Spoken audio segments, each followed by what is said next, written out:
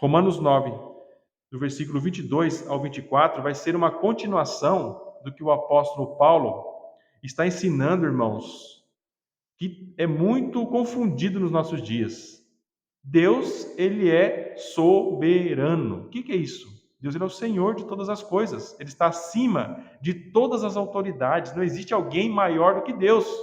Pensar nisso, todo mundo sabe que Deus é assim. Deus é grande, Deus é infinito em poder. Então não existe ninguém acima de Deus. Mas quando a gente começa a pensar nas consequências dessa verdade sobre Deus, é que começam a surgir os problemas. Se ele é Senhor, você não é Senhor. Eu não sou Senhor. Ele é o único Senhor, e inclusive sobre a salvação dos homens. E Paulo vai tratar deste assunto depois que ele explica como que um homem pode ser salvo, como que o homem está, qual é o estado dele de pecado, de morte, de condenação, o que Cristo faz para salvar os homens, explicar a realidade das pessoas em torno da mensagem do Evangelho. Muitas pessoas estão ouvindo por aí o Evangelho, muitas pessoas estão confiando na sua religião, na sua tradição, mas estão perdidas. E Paulo trata disso no capítulo 9, quando ele fala dos judeus. Eles se julgavam salvos automaticamente porque eles eram descendentes de Abraão. E Paulo, com muita tristeza, vai apontar para uma realidade. Não adianta você ser filho de Abraão se você não crê em Cristo. E uma realidade aqui profética é revelada aqui por meio do capítulo 9. A nação de Israel foi rejeitada. Não significa que os judeus não podem ser salvos, mas enquanto nação eles foram rejeitados. E nós temos observado isso, o povo israelita, o povo judeu, até hoje eles recusam a Cristo como Senhor, a Jesus como Messias, como Salvador. E a partir disso, Deus chama um outro povo, que são os povos gentios. Quem são os povos gentios? Todos os povos que não são israelitas. E Deus então começa a anunciar o evangelho às outras nações. E essas nações começam a ouvir o evangelho, começam a se render ao evangelho. Então começam igrejas a ser plantadas em todo o mundo. Desde que Cristo começou a pregar o evangelho, trouxe os apóstolos, e depois o Espírito Santo desce no dia de Pentecostes. Então os missionários começam a pregar o evangelho no mundo inteiro. E os israelitas estão lá, muitos deles até hoje estão recusando a Cristo como Senhor e Salvador. E Paulo trata dessa verdade, e ele traz uma realidade no versículo 21, porque Paulo vai concluir o seguinte: muitas pessoas podem questionar isso, como é que Deus pode rejeitar um e escolher outros? Ele pode, irmãos, por que ele pode? Pela verdade que eu falei no começo, ele é soberano. Nós vimos isso e Paulo está tratando desse tema. No versículo 21 ele vai concluir assim, ele vai trazer essa verdade para as pessoas. Ou não tem o oleiro poder sobre o barro para da mesma massa fazer um vaso para a honra e outro para a desonra? Então ele vai falar disso. Deus, assim como alguém que trabalha com barro e faz vasos, e ele pode fazer um vaso que pode colocar ali um lixo se ele quiser, como ele pode fazer um vaso para colocar uma água limpa. Quem que escolhe é o oleiro. Assim também Deus escolhe. Então nós não estamos em pé de igualdade com Deus para questionar a Deus, que é o que ele fala no versículo 20. Mas, ó homem, quem és tu que a Deus replicas? Nós não temos autoridade para questionar os propósitos de Deus. No entanto, nós percebemos que muitas vezes é o que mais a gente faz. Nós estamos questionando o que Deus faz, o que Deus fala, a maneira como Deus age em nossa vida, nós estamos constantemente questionando. Isso, nós não temos o direito de fazer isso. Deus tem o direito de fazer as coisas da maneira como Ele quer. Ele vai sempre fazer isso com base em justiça, com base na sua própria retidão. Nós não. Nós somos cheios de pecado e injustiça e muitas vezes nós queremos questionar os propósitos de Deus, as escolhas que Deus faz. Então, o tema que nós vamos estudar hoje, irmãos, com base nessa soberania de Deus, na escolha de quem ele escolhe para a salvação, o tema do nosso sermão vai ser vasos de ira e vasos de misericórdia. De fato, o ofício de um oleiro é muito parecido com o ofício criador de Deus ao ter formado o homem com o mesmo material usado pelo oleiro. O que o oleiro usa para fazer um vaso? Ele vai usar o barro. E o barro é feito do quê? De terra. É feito do pó da terra. Mas qual é a diferença entre um oleiro? Qual a diferença entre um oleiro e Deus? Enquanto o oleiro apenas modela o pó misturado com a água, formando o barro até fazer um vaso, Deus forma o homem e dá vida a esse barro ao ter soprado em seu nariz o fôlego de vida, fazendo desse boneco de barro uma alma vivente. Se você vai ler Gênesis capítulo 2 e 7, é o que nós temos o relato da criação do homem. E formou o Senhor Deus o homem do pó da terra e soprou em suas narinas o fôlego de vida, e o homem foi feito alma vivente. Se Deus não tivesse soprado o fôlego de vida, a gente ia ser um boneco de barro. Só isso que a gente ia ser. Porque a gente é nada mais, nada menos do que barro. Se o oleiro pode fazer o que quiser com o barro em suas mãos, Deus também pode fazer o que quiser com o barro no qual ele soprou o fôlego de vida e chamou de homem. Ele pode fazer, irmão. Se um ser humano pode fazer com o barro lá, que ele pega e faz o que ele quiser, Deus pode pegar esse barro que ele chama de homem e transformar no que ele quiser. Como o versículo 21 vai dizer, ou um vaso de honra, ou um vaso para desonra. Por meio dessa comparação, Paulo ele quer aprofundar e especifica ainda mais o tema da soberania de Deus na salvação. Deus, sendo o oleiro que formou o homem do pó ou do barro da terra, também pode modelar esse barro para fazer vasos. O que é um vaso, irmãos? Um utensílio que vai ser colocado alguma coisa. O texto que vamos expor apresenta agora duas coisas que Deus deposita nos vasos de homens, de acordo com a sua vontade. Deus vai depositar ira ou então misericórdia, que o texto está trazendo para nós. Ou misericórdia ou a ira. Aqui temos a humanidade inteira dividida em dois grupos, ou dois tipos de vasos, como diz Paulo, que terão propósitos diferentes. Por isso, nosso sermão hoje, nós vamos ter três tópicos, irmãos. Quais são esses vasos de ira? Quais são os vasos de misericórdia? Isso que nós temos que saber. E quem são esses vasos de misericórdia no terceiro tópico? Vamos ao primeiro. Quem são os vasos de ira? O que é isso? O versículo 22 vai falar. E que direis se Deus, querendo mostrar a sua ira e dar a conhecer o seu poder, suportou com muita paciência os vasos da ira, preparados para a perdição. Neste primeiro grupo aqui, de homens ou vasos, temos uma descrição do que o oleiro divino irá derramar nesses vasos. E o que o texto diz, irmãos? Duas coisas nós temos aqui: ira e poder. Vamos pensar na ira. Querendo mostrar a sua ira, o texto diz. Neste primeiro grupo de vasos, Deus, por meio de sua soberania, deseja demonstrar a sua ira. Provavelmente a maioria das pessoas nunca ouviu falar disso. Geralmente, raramente se fala da ira de Deus. Mas nós estamos lendo aqui o apóstolo Paulo, um dos grandes homens do Novo Testamento, dos grandes apóstolos, tratando deste tema, que não é tratado só no Novo Testamento, mas ao longo da Bíblia, o tema da ira de Deus é tratado, irmãos, e Deus manifesta a ira dele.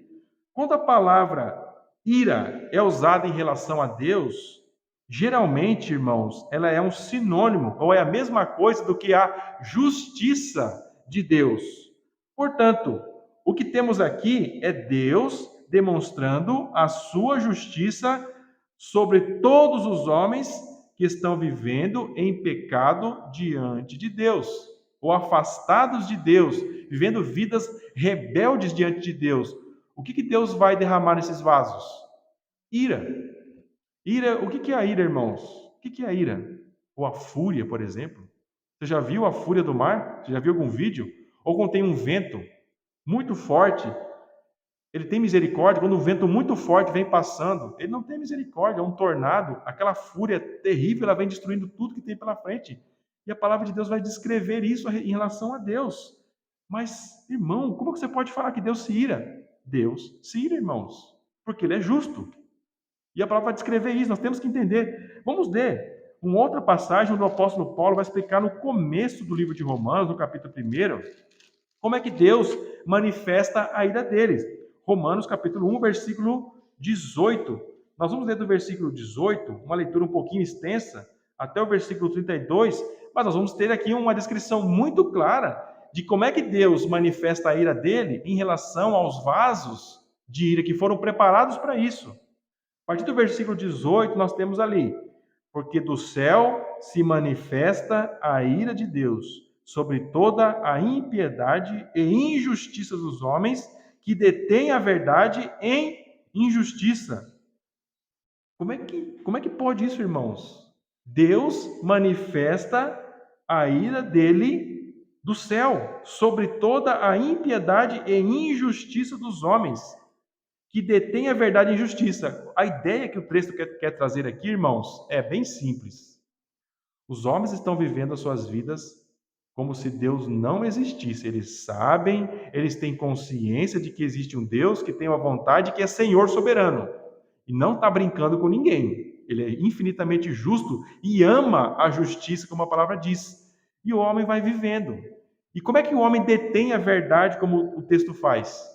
Com injustiça. A palavra deter aqui, irmãos, é como você sufocar a verdade de Deus. Sabe onde ela foi colocada? No teu coração. Deus colocou a vontade dele no coração de todo o homem. Mas o que o homem faz com essa verdade, com a verdade que Deus colocou lá no coração dele? Ele sufoca a verdade.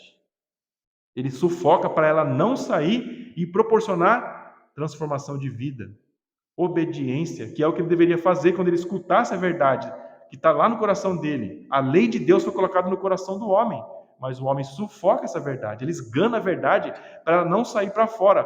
Como é que Deus reage a isso, irmãos? Você acha que você tem o direito de sufocar a verdade dele, que está aí dentro? Ele colocou para o teu bem, e você sufoca por maldade e rebeldia do seu coração. Você acha que você tem esse direito? Você não tem esse direito. E como Deus tem que reagir? Ele tem que fingir que ele não está vendo?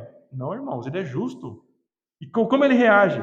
Do céu se manifesta a ira de Deus sobre toda, não sobre algumas, sobre toda a impiedade e injustiça dos homens.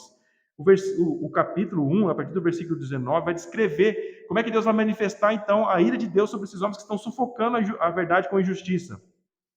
Porquanto o que de Deus se pode conhecer, nele se manifesta, porque Deus lhe manifestou.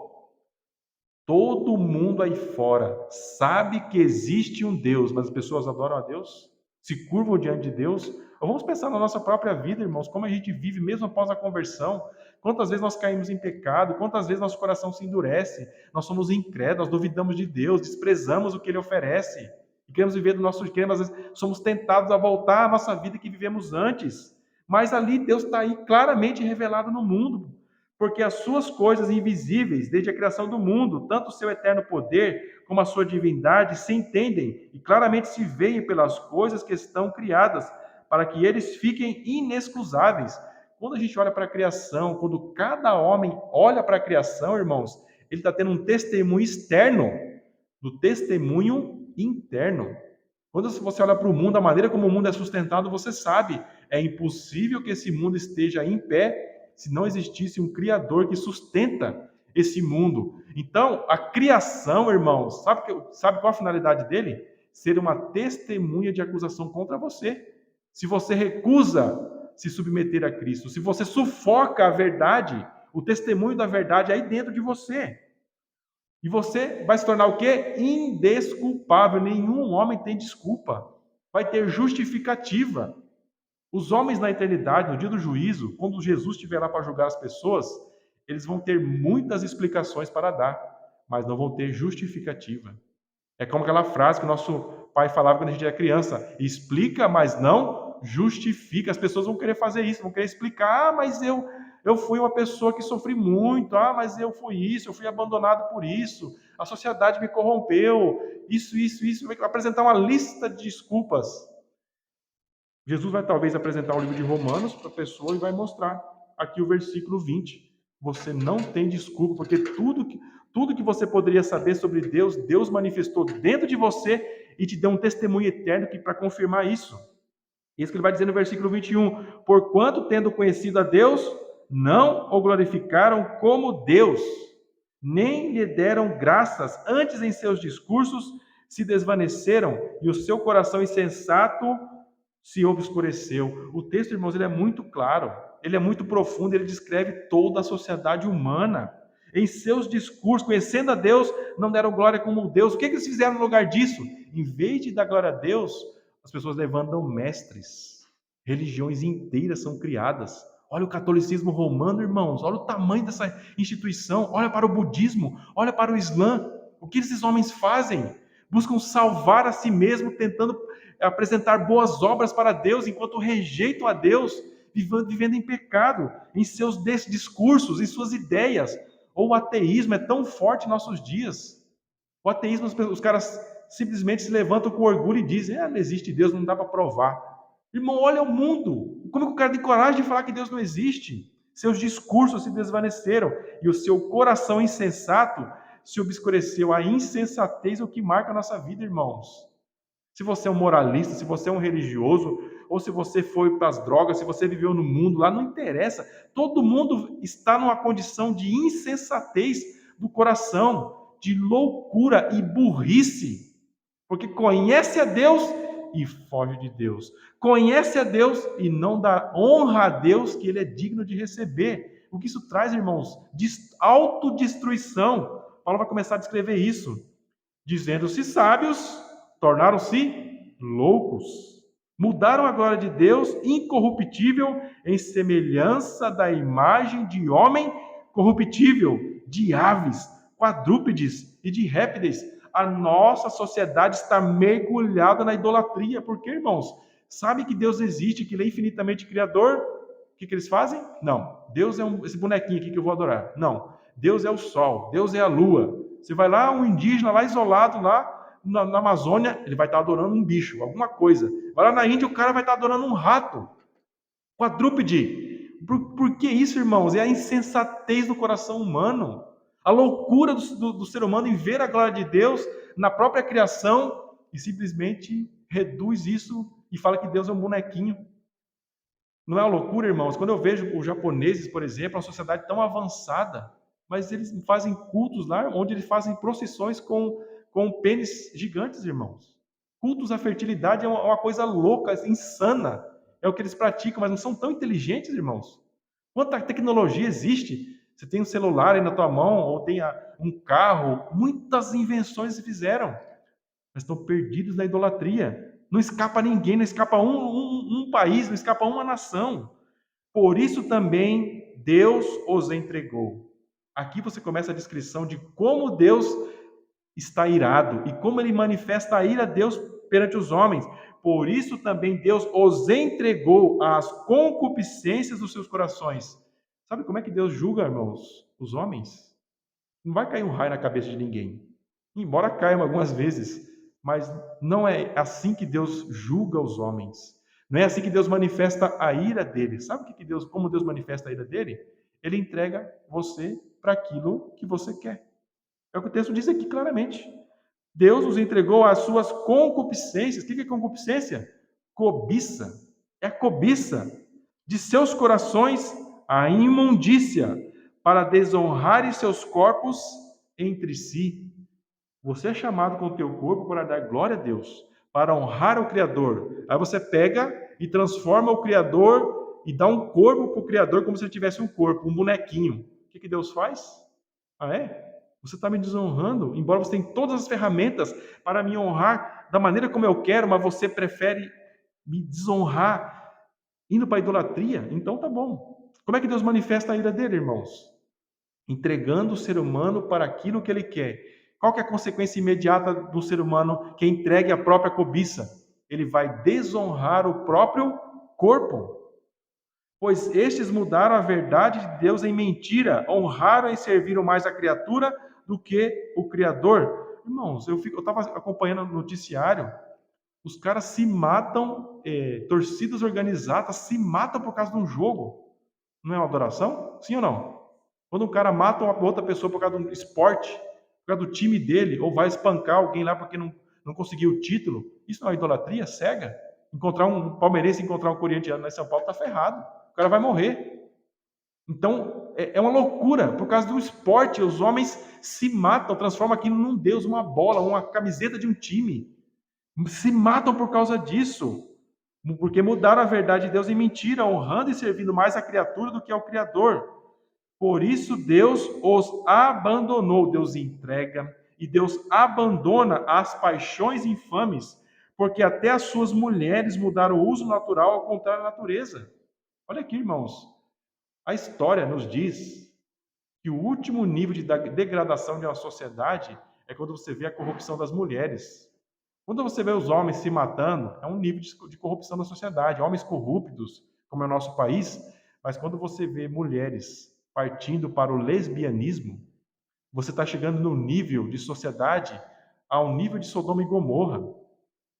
Então, o que é isso? É um sinal, irmão, de Deus abandonando aquela pessoa para aquilo que está no coração do homem. A corrupção, a impureza, a imundícia, a desonra do próprio corpo. Ou é bonito, você usar o português claro, um homem usar roupa de mulher.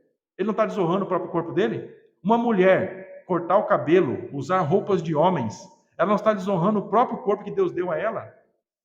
Está desonrando, né, Joana? Está desonrando. Esse é um sinal. É que é um sinal. Não está falando só disso. Esse é apenas um sinal da degradação geral, irmãos. Olha a juventude que nós temos. Olha a juventude à nossa volta. Olha as pessoas mais idosas.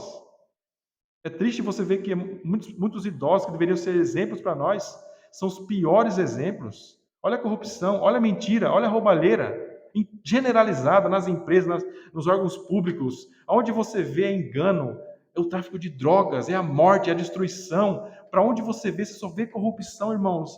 O que é isso? A ira de Deus. Não tem nenhum tufão, não tem nenhum terremoto, não tem nada acontecendo que as pessoas, não tá, Deus, como é que Deus está irado? Entregando as pessoas, quando você vê a degradação da sociedade. E como eles não se importaram de ter conhecimento de Deus, assim Deus os entregou a um sentimento perverso para fazerem coisas que não convêm, estando cheio de toda iniquidade, fornicação, malícia, avareza, maldade, cheio de inveja, homicídio, contenda, engano, malignidade, sendo murmuradores, difamadores, aborrecedores de Deus, injuriadores, soberbos, presunçosos, inventores de males, desobedientes aos pais e às mães, necios, infiéis nos contratos, sem afeição natural, irreconciliáveis, sem misericórdia, os quais, conhecendo o juízo de Deus, que são dignos de morte o que tais coisas praticam, não somente as fazem, mas também se agradam dos que as fazem. Aqui, irmãos, é um retrato perfeito de como Deus manifesta a ira dele dos céus sobre toda a impiedade e injustiça dos homens. Como, irmãos? Em resumo, entregando o homem para o que ele quer e abandonando o homem para o que ele realmente quer. Uma vida longe de Deus, uma vida afastada de Deus em pecados e destruição.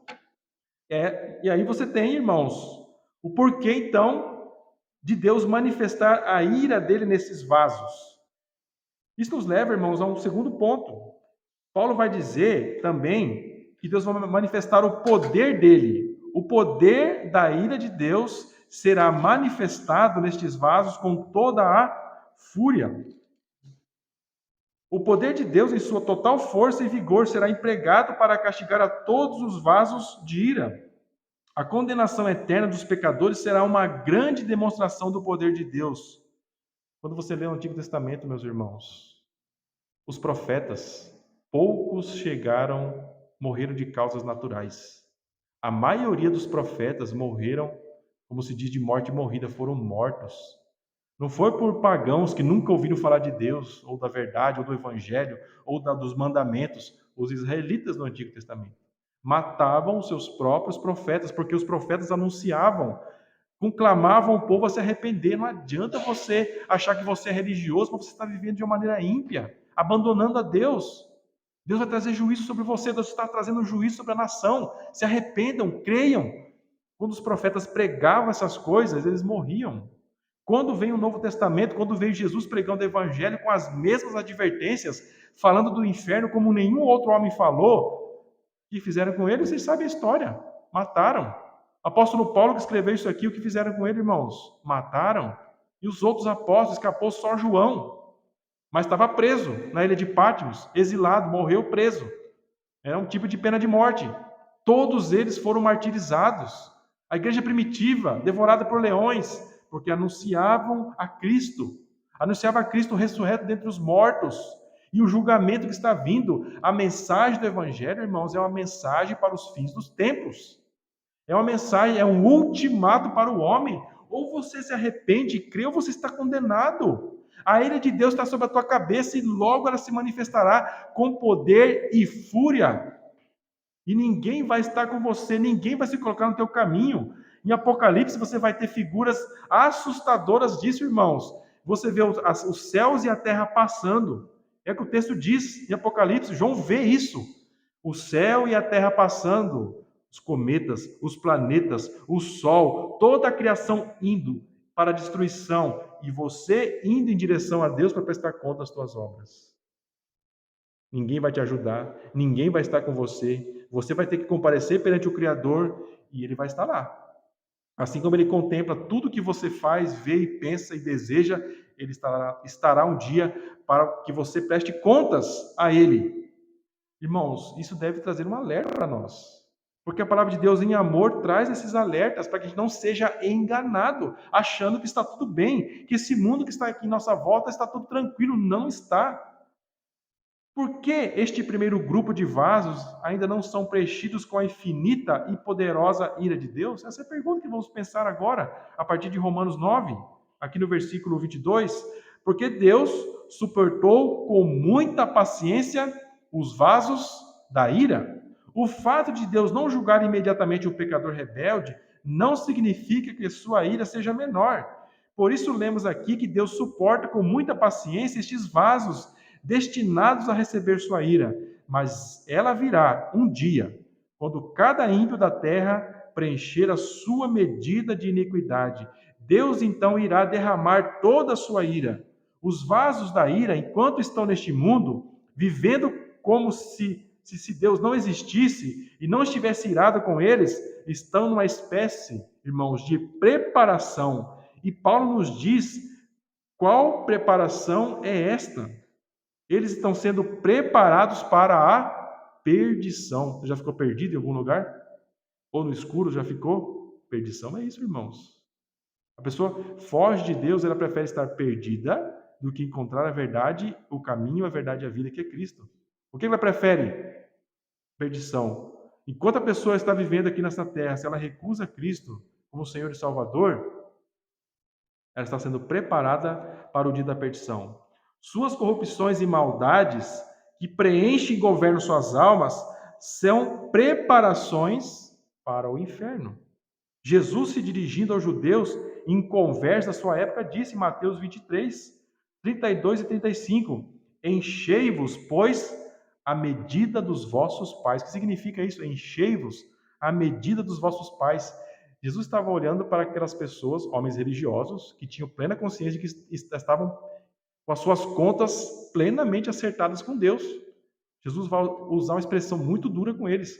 Enchei-vos, pois, a medida dos vossos pais. Enchei em que sentido? A medida da iniquidade.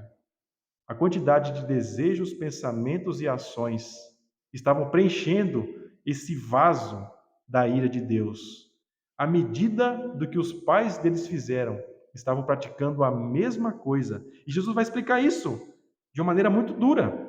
Serpentes, raças de cobras, como escapareis da condenação do inferno? Portanto, eis que eu vos envio profetas, sábios e escribas. E aí, a um deles matareis e crucificareis, e a outros deles açoitareis as vossas sinagogas, e os perseguireis de cidade em cidade, porque sobre vós caia todo o sangue justo que foi derramado sobre a terra, desde o sangue de Abel, o justo, até ao sangue de Zacarias, filho de Baraquias, que matastes entre o santuário e o altar. Eles estavam tão envolvidos, irmãos, contra Deus, vestidos da religião, buscando uma religião que conhecia a vontade de Deus, os mistérios de Deus, escondidos atrás disso. O que eles faziam? Se colocavam em oposição a Deus. Quando viam um profeta, matavam. Quando veio Cristo, mataram. Depois, quando igrejas começaram a proliferar em Israel e outros lugares, o que eles fizeram? Perseguiram e mataram. O próprio apóstolo Paulo era um perseguidor da igreja. Mas Jesus vai trazer o juízo para ele, para que sobre vós caia todo o sangue justo, todas as consequências do que eles estavam fazendo contra Deus, um dia iria cair sobre as suas próprias cabeças. Deus suportou com muita paciência estes israelitas. Irmãos, o mesmo não pode ser dito sobre nós, ou sobre os povos. Gentios que têm preenchido a si mesmos da mesma rebeldia e maldade para com Deus e seus semelhantes, assim, para que estes vasos de ira pudessem, por sua própria obstinação e rebeldia, dureza, preparar a si mesmos para a destruição. Quando a Bíblia então diz, quando o apóstolo Paulo diz que existem vasos de ira, irmãos, ele está olhando para uma grande parcela da humanidade que está se preparando não para receber a vida eterna, mas a destruição eterna. Não é trágico isso? Você pensar que uma pessoa se prepara para uma destruição? Dá para pensar nisso? Vamos tentar trazer um exemplo mais fácil. Vamos pensar assim: uma pessoa que ela pega o carro dela e ela se embriaga ou toma um pouco de álcool e vai dirigir. E cada vez ela vai aumentando mais, e cada vez ela vai se arriscando mais. Ela está se preparando para que um dia ela cometa um acidente fatal e tire a própria vida dela? Sim ou não? Sim. É o mesmo raciocínio que Paulo está trazendo aqui. As pessoas na sua vida de rebeldia, elas estão brincando cada vez mais. Quando a gente era criança, eu lembro que eu gostava de estar num lugar alto, você chegar o mais perto que você pode. Não é assim que a gente faz? A gente quer testar os limites, não é assim? O ser humano gosta disso, testar os limites. Espiritualmente, o ser humano testa o seu limite com Deus. Até que ponto Deus está irado comigo? Eu vou testar. As pessoas agem, nós seres humanos, sem o Evangelho, sem o Espírito Santo, sabe como que eu e você agimos? Por instinto. Por um instinto. O animal age por instinto de sobrevivência. O pecador age por um instinto de rebelião a Deus. Dá para pensar nisso, irmãos? É a verdade. Você e eu, até que Cristo nos alcançou e nos trouxe para a fé, nos depositou fé em nosso coração, como a gente está vivendo? Por um instinto de rebelião a Deus, por um instinto onde que nos leva a nos preparar para a destruição eterna. É o vaso de ira que Paulo está falando aqui. Por isso essa verdade ela é muito séria, irmãos. As pessoas não querem ouvir isso, irmãos. Ela não quer que ninguém tire ela do seu caminho, elas são obstinadas. A rebelião é uma obstinação, não é isso? Lembra de você quando você era mais novo? Alguém podia falar para você, cara, não faz isso, cara, você vai acabar com a tua vida, não experimenta isso. Tira isso aí, sai fora desses caras aí. Você está cego, dominado por uma obstinação rebelde. Pode falar, a tua mãe pode falar, teu pai pode falar, pode vir um monte de gente. Você está obstinado, mesmo que aquilo te destrua. Essa é a nossa realidade, não é só da pessoa que talvez experimentou droga. Eu comentando com o meu colega aqui, no começo do culto, eu fui um religioso a vida inteira. Eu achava que estava tudo bem comigo, mas estava obstinado em viver longe de Deus. Vou pegar Deus e colocar na caixa de sapato. E pegar Ele lá quando eu preciso. Não é assim que funcionam as coisas não funcionam dessa forma. Deus, ele é infinito e grande em poder, irmãos, ele não está neutro. Essa é uma grande ilusão que o mundo nos pinta, ou que nós queremos acreditar, uma mentira que nós queremos acreditar porque ela traz um certo tipo de proveito momentâneo para nós aqui na Terra. É melhor pensar que Deus não existe, ou que não se importa com o que eu estou fazendo, para que eu continue me preparando. O ser humano está preparando a si mesmo para o dia da destruição. Isso é ser um vaso de ira. Deus suportou então isso com muita paciência, mas Deus vai permitir que o homem peque para sempre?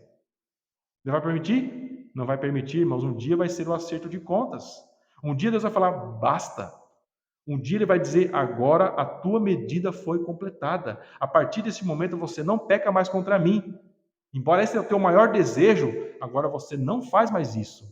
Agora vai chegar o momento onde você vai ser pagar por todas as coisas que você fez. Irmãos, esse é um pano de fundo para que o apóstolo Paulo vai tratar agora aqui em relação aos vasos de misericórdia. Você só vai poder apreciar ou saborear a verdade de que Deus também tem vasos de misericórdia quando você entende que Deus tem também vasos de ira. Para que também, no versículo 23, para que também desse a conhecer as riquezas da sua glória nos vasos de misericórdia, que para a glória já dantes preparou. Neste segundo grupo de homens ou vasos, também temos uma descrição do que o oleiro divino irá derramar neles. E o que o texto diz, irmão? Misericórdia e glória. Vamos ver a misericórdia. O que o texto diz? Como que Paulo chama essas pessoas? Vasos de misericórdia. Em meio a uma multidão incontável de vasos de ira, que estão por toda parte, em todas as épocas, Deus também tem os seus vasos de misericórdia. Estes são sempre os remanescentes em meio aos vasos de ira. Estes vasos não são preenchidos com a ira, não por sua própria capacidade ou por ter conseguido escapar da soberania de Deus, mas por causa da misericórdia de Deus. Por que você está aqui essa noite? Misericórdia de Deus. O rapaz comentava: alguma coisa me apertou para estar aqui. Foi você mesmo ou foi Deus? Deus. Deus também nos inquietou para estarmos aqui, irmãos, essa noite. Por que eu estou aqui essa noite? Porque eu sou o bonzão, pela minha própria força? Porque o Espírito me inquietou para estar aqui, irmãos. Um dia eu fui alcançado e não estava nem dando bola, mas o Espírito me inquietou. Porque isso eu posso olhar para a minha vida hoje e ver que eu sou um vaso de misericórdia de Deus. Não sou um vaso de boas obras, onde eu mereço alguma coisa de Deus. Eu sou um vaso da misericórdia de Deus. A graça soberana de Deus preencheu estes vasos. Estes vasos de honra só são considerados vasos de honra porque Deus fez vasos de misericórdia.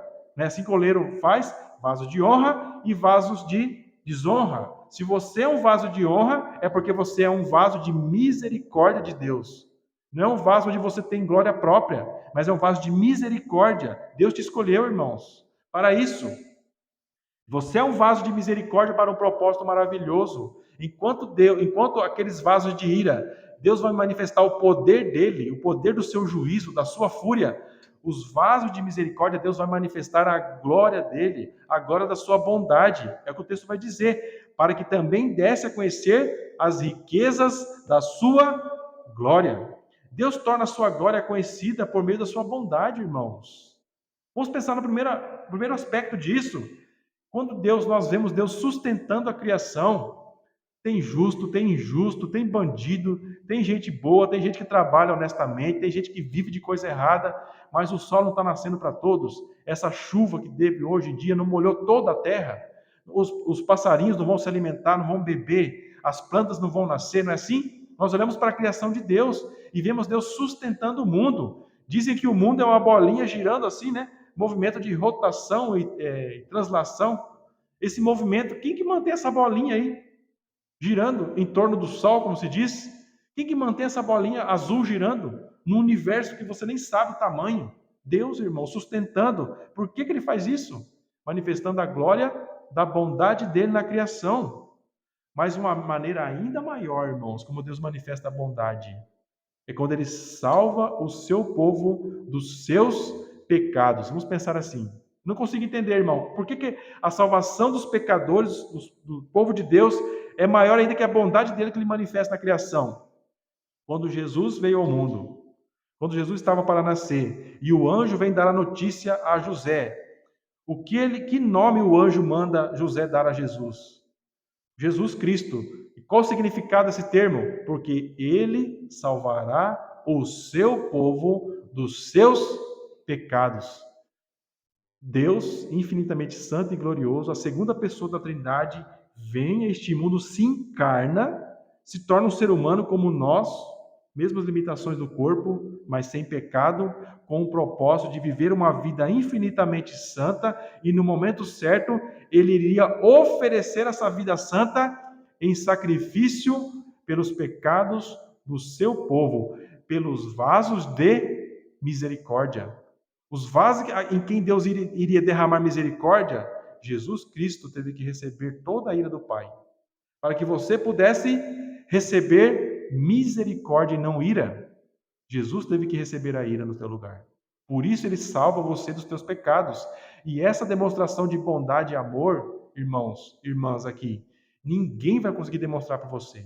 O teu pai não vai fazer isso para você, a tua mãe não vai fazer isso para você, uma igreja não vai fazer isso para você, ninguém, mesmo picando o próprio corpo em pedacinho, vai conseguir demonstrar um amor tão grande como Deus manifesta por você, se você é um vaso da misericórdia de Deus. Se você foi alcançado pelo Evangelho, você foi perdoado dos seus pecados, você se arrependeu e creu, esse é um sinal de que Deus te ama, irmãos, como nenhum outro ser na terra, nenhum anjo, ou nem todos os anjos somados, podem amar você como Deus ama você por meio de Jesus Cristo. Por isso você é um vaso da misericórdia de Deus. Enquanto os vasos da ira preparam a si mesmo, enchem a si mesmo da medida de iniquidade para receber a ira de Deus, os vasos de misericórdia são preparados por Deus. Essa é a grande diferença. Quando você é um vaso de ira, você está preparando a si mesmo para a destruição eterna. Mas quando você é um vaso de misericórdia, Deus está preparando você para a glória. Você é um vaso de misericórdia escolhido por Deus e Deus vai preparar você enquanto você estiver aqui neste mundo para ser um vaso de glória. Quem são esses vasos de misericórdia? Paulo vai trazer, irmãos, algo maravilhoso para nós, os quais somos nós, a quem também chamou, não só dentre os judeus, mas também dentre os gentios, em forma de pergunta, porque ele está trazendo esse questionamento de novo. Quem são os vasos de misericórdia? Aqueles a quem Deus chamou, aqueles a quem Deus predestinou e chamou eficazmente pelo Espírito Santo. E aí Paulo vai trazer os quais somos nós. Quem são esses nós que Paulo se refere? São os discípulos de Cristo, não só dentre os judeus, mas também dentre os gentios que foram chamados. Como é que Deus chama os homens? Como é que Deus chama os homens? De duas formas. Existe um chamado externo. Como é que é o chamado externo? Quando Deus levanta um homem como eu, cheio de falhas e pecados, e está pregando o evangelho, está dando os alertas do evangelho e anunciando as promessas do evangelho por meio de Cristo, Deus está te chamando externamente. Deus está usando alguém, ou então a Bíblia Sagrada. Quando você lê a Bíblia, ou se você ouvir alguém no rádio, ou na internet, enfim, Deus usar alguém para anunciar o evangelho para outra pessoa. Esse é o chamado externo.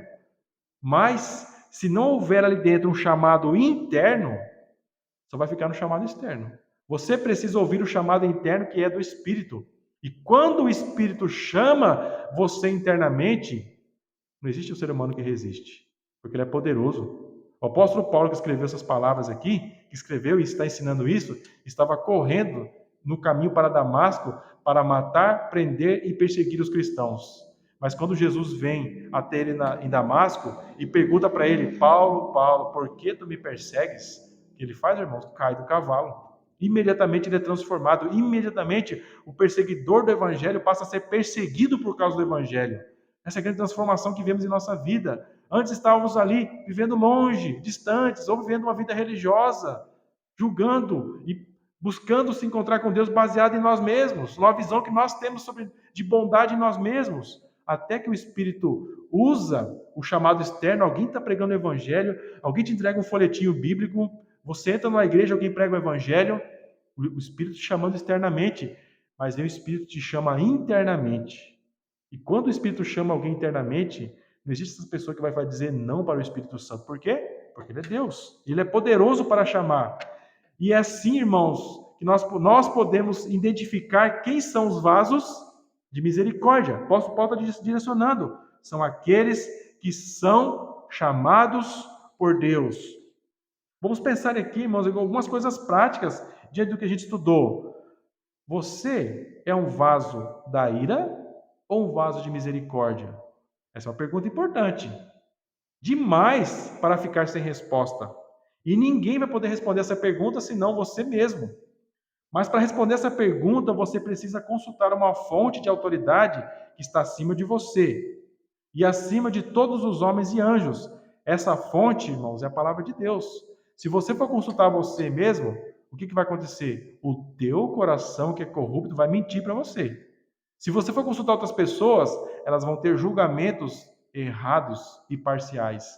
Mas a palavra de Deus, se você consultar as Escrituras, que são fiéis e verdadeiras, elas vão te ajudar a discernir se você é um vaso da ira ou um vaso da misericórdia de Deus.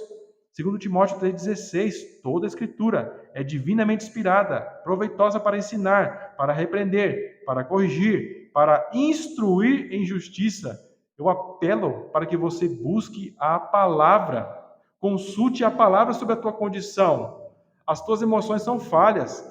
Eu estava evangelizando um rapaz, inclusive vim aqui logo no começo, e ele não queria achar que ele era mal, mas ele tinha matado gente, já tinha roubado, já tinha feito um monte de coisa errada, mas quando você colocava a luz da palavra que ele tinha feito, ele arrumava desculpas e pretextos. Ah, mas eu matei fulano porque ele fez isso. Eu matei, mas o meu advogado disse que não tem problema nenhum comigo mais.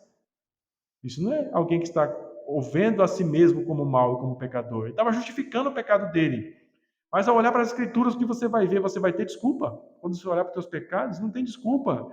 Então, irmãos, é uma prova de que você, se você for consultar você mesmo, você vai mentir para você mesmo. Porque é o que o ser humano faz. O ser humano mente para si mesmo para fugir das consequências, fugir da realidade do pecado que está sobre você. Você tem um outro problema, nós todos temos um outro problema. A realidade não é favorável. Nós vamos aprofundar isso, irmãos, quando a gente for estudar os outros versículos. Por ora, nós temos que entender que a dureza dos fatos diante de nós são revelados pela palavra. É que não são muitos os que são salvos. Só o remanescente dentre os judeus, só o remanescente dentre os gentios. Uma grande multidão tem sido chamada, mas poucos são o que, irmãos? Vocês já sabem, como eu acredito que vocês sabem, poucos são os escolhidos. Muitos ouvem falar de Cristo e até acham ele um cara legal, um profeta, um mestre. Muitos vêm até ele para receberem bênçãos temporárias, dinheiro, casa, saúde, uma lista incontável de coisas. Mas poucos vêm a ele em humilde arrependimento e com fé nele como o único caminho para receberem a vida eterna. A tua intuição vai te enganar. O que é intuição, irmãos? É o achismo. Eu acho que vai dar tudo certo no final. Mas baseado no quê? Na minha opinião. A tua opinião, irmãos, ela é perigosa demais. Se ela não é baseada no que a palavra de Deus diz, ela vai te enganar. A visão que você tem de si mesmo não será sincera. É o teu instinto tentar fugir da verdade e negar as provas do estado atual da tua vida perante Deus. Por essa razão, o profeta Jeremias disse: enganoso é o coração, mais do que todas as coisas, e perverso, quem o conhecerá? Essa é a pergunta que o profeta lança em Jeremias 17, 19. Eu, o Senhor, conheço os corações, para dar a cada um segundo as suas obras. Nem você mesmo tem uma compreensão e uma dimensão da maldade do teu coração, irmãos. Mas Deus tem. Deus conhece do coração.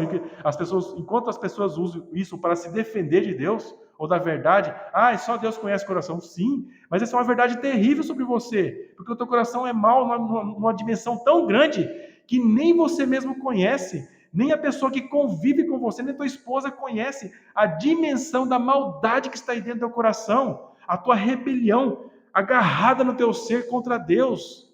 Irmãos, você não pode consultar o teu coração, a tua intuição, ela vai te enganar.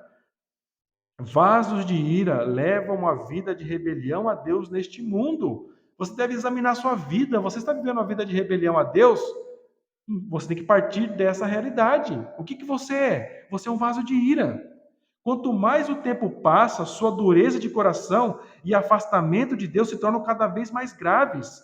Essa rebelião e afastamento de Deus e da vontade de Deus são sinais de que alguém está sendo preparado para a perdição eterna. Se você tem vivido em rebelião a Deus, se arrependa.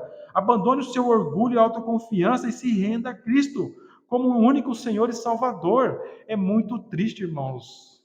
Eu sou alguém que já evangelizou na rua. Eu já evangelizei em Noia. Já evangelizei cara que assaltou, que já matou, que já estuprou na rua. E você vai conversar com esses caras. O que você observa? Que eles são os mais santos do mundo aos seus próprios olhos. Você vai tentar apresentar alguma coisa para eles, eles são cheios de justificativas, irmãos. E assim a maioria das pessoas.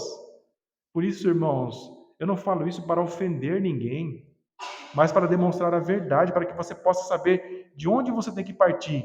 E você não parte da mentira para conhecer o Evangelho. Você tem que partir da verdade. E essa verdade, as primeiras sobre Deus. Deus não brinca com o pecado porque Ele é justo. E aí você tem um problema grave porque você é injusto. Eu sou injusto. Você é pecador. Eu sou pecador. Essas duas criancinhas que estão aqui são pecadores. São pecadoras e más. Um dia eles vão ter que ouvir o evangelho e crer e se arrepender, senão estão indo para o inferno. São os meus filhos, porque eu amo eles, por isso eu tenho que entender isso, para que eu possa ser realista com eles, e expor o evangelho a eles desde agora, dessa tenra infância deles, para que eles não sejam enganados, achando que porque eles estão numa igreja local, ou porque tem um pai que está com a Bíblia aberta numa igreja, eles estão bem. Se não se arrependerem, se não crerem em Cristo, se não verem que são maus e pecadores, não tem esperança para quem não se arrepende. Não existe esperança para quem está em rebelião a Deus e não se arrepende. Ah, irmão, mas Deus é amor. Eu já preguei isso. E um cara se levantou na hora do culto e disse isso. Ah, mas Deus é amor. É, mas leia Salmos 5:5. Deus aborrece a todos que andam na iniquidade, a todos que praticam a maldade. Irmãos, se para você ser um vaso de misericórdia, você tem que abandonar a tua rebelião. Existe como mudar, irmão? Sim. Essa resposta para essa mudança está em Deus. Qual sinal disso na tua vida você precisa admitir, você precisa confessar a tua realidade de maldade e rebelião.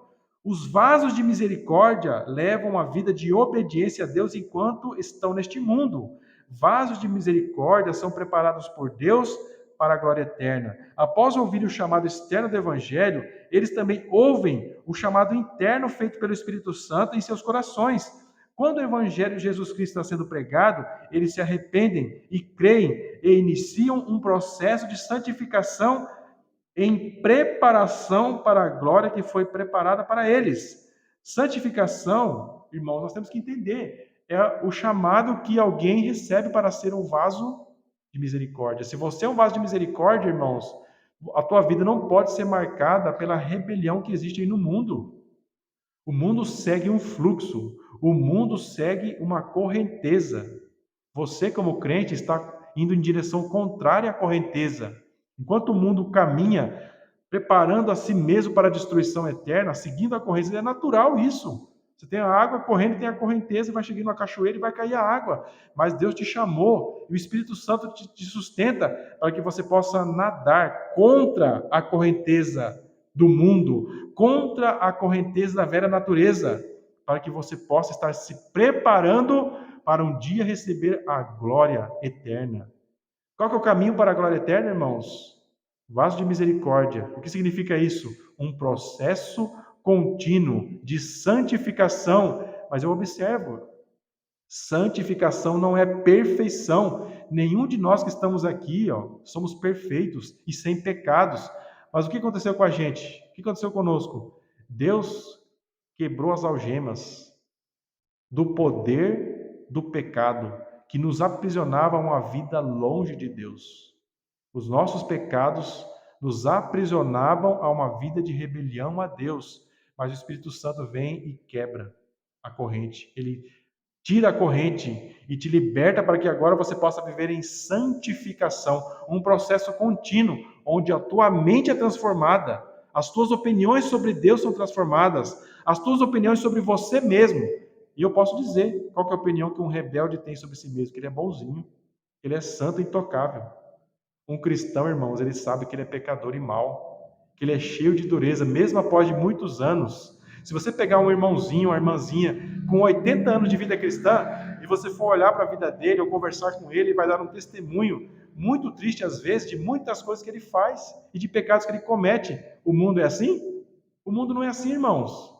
O cara lá no mundo, ele acha que ele é santo, que ele é perfeito, matando, roubando, estuprando, destruindo a vida dos outros, acabando com a própria vida, acabando com a vida dos seus familiares. Ele está tudo muito bem, ele não tem insônia à noite, não. Ele se vê como uma vítima de Deus. Ele tem mágoa de Deus, mas nenhum problema na sua consciência em relação a si mesmo. Isso é o ser humano. É feio? É feio isso. Mas se você quer ter esperança de se encontrar com Cristo, você tem que começar com a verdade. Porque começar com mentira não vai dar certo nunca. Essa é a glória que nos está reservada e para a qual estamos sendo preparados. Se entrarmos neste seleto e pequeno grupo de homens e mulheres que ouviram o chamado de Jesus Cristo e estão seguindo seus passos, o que nós estamos aprendendo aqui, irmãos, não é uma falsa religião de obras que você merece ou que você tem que fazer por merecer. Como eu disse, Se você está aqui hoje é porque você foi escolhido por Deus e você é um vaso de misericórdia. Mas se esse é um sinal sobre a tua vida, você tem que andar, demonstrar isso na sua vida. Então o apelo que eu faço, irmãos, examine a sua vida. Isso é você e Deus. Não fique bravo comigo. Examine a sua vida. Eu falo isso porque eu amo você. Porque eu amo você em Cristo Jesus e quero que você se arrependa e que você tenha o mesmo acesso, a mesma oportunidade que eu recebi de ser um vaso de misericórdia um dia, pela pura bondade de Deus. Enquanto eu vejo tantas pessoas perecendo em minha volta, Deus me escolheu para isso, por pura misericórdia. Você também pode ser escolhido por Deus. Se você andar com Ele, se você buscar o Senhor, você verá esses sinais na sua vida. Aproveite a oportunidade enquanto o Senhor está dando ela a você. Vamos orar agradecendo a Deus por este culto.